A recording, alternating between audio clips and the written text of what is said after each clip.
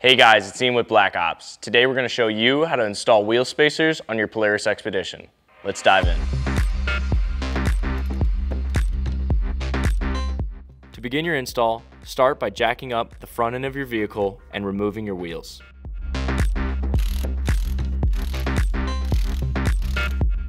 With your wheel removed, you can then install your new Black Ops machine wheel spacer. Tighten and torque the supplied hardware in a star pattern. From there, reinstall your wheel and repeat these steps on all four sides.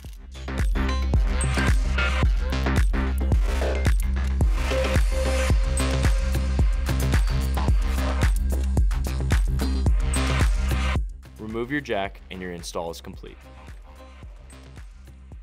We hope this video helped you install wheel spacers on your Polaris Xpedition. For more information, head on over to blackopsmachine.com.